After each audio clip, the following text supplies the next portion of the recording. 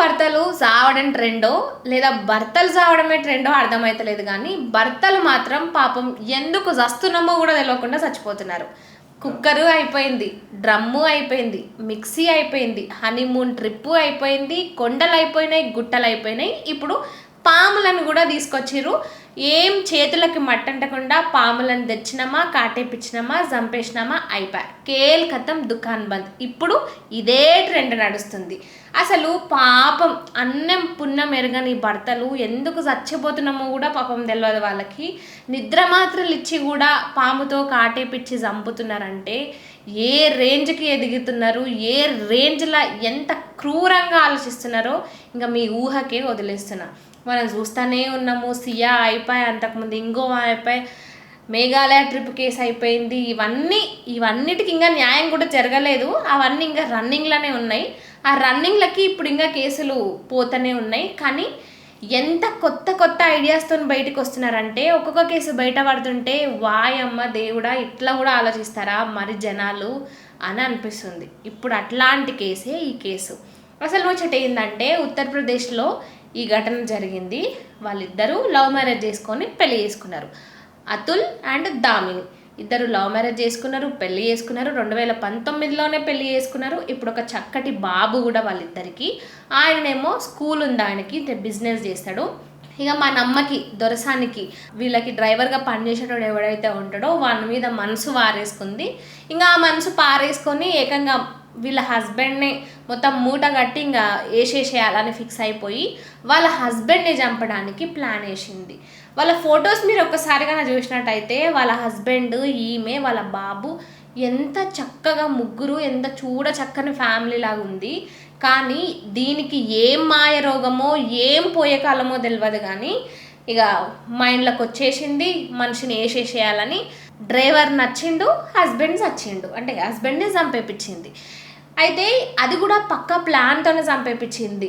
ఈ లవర్ ఎవరైతే ఉన్నాడో వాడి పేరు తుషార్. ఈ తుషార్ని పట్టుకొచ్చింది, తుషార్కి చెప్పింది, తుషార్ చేతికి 15,000 ఇచ్చింది.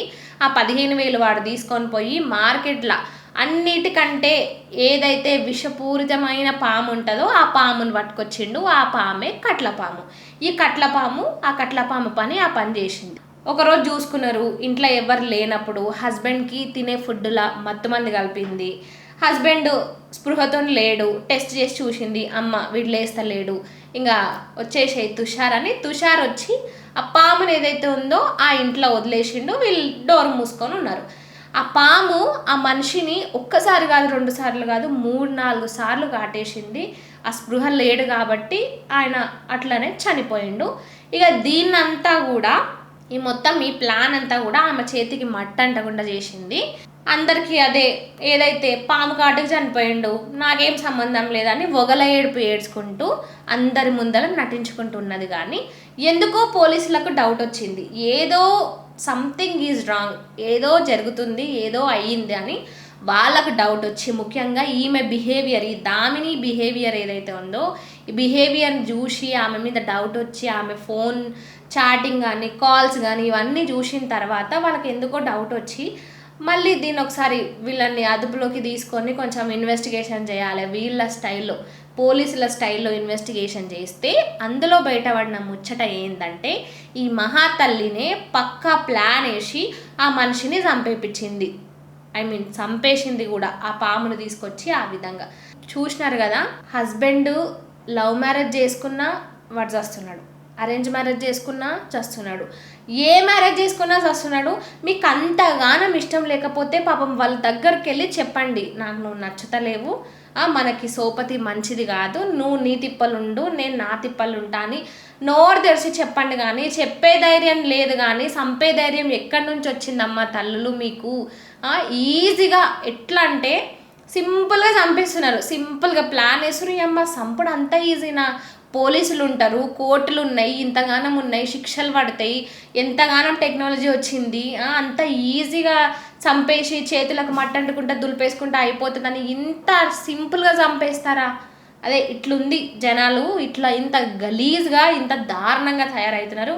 అందుకే అందరికీ చెప్పేది ఒకటే, ముఖ్యంగా అమ్మాయిలకు, నిజంగా మీకు మీ ప్రియుళ్ళు కానీ లేదంటే పెళ్లి చేసుకున్న తర్వాత మీ భర్త కానీ నచ్చకపోతే నచ్చలేదని చెప్పండి, వద్దనిపిస్తే డివోర్స్ తీసుకోండి. అంతేగాని పాపం వాడిని బతకనియండి. భూమి మీద 4 రోజులు నూకలు రాసి పెట్టున్నాయి, ఆ 4 రోజులన్నా వాడు ప్రశాంతంగా బతకను. కానీ ఇష్టం వచ్చినట్టు మీ తిప్పలు మీరే ఇట్లా చంపేసుకుంటా పోతే ఇంకా వాళ్ళు బతికేం లాభం? అట్లా మీ జీవితాలు ఏమన్నా సుఖంగా ఉంటున్నాయా అని అంటే జైల్లోకి పోయి చిప్పకూడదడం తప్ప ఇంకా ఆప్షన్ ఏమీ లేదు. ఇలాంటివి చూస్తూనే ఉన్నాము, ఇంకెన్ని చూడాలను. ఈ ఇన్సిడెంట్ పైన ఈ పాముని ఇంట్లో వదిలిపెట్టి మరి తన భర్త మీద ప్రయోగించింది చూసిండ్రా? ఈమె గురించి మీరేమంటారు? కామెంట్ రూపంలో చెప్పండి.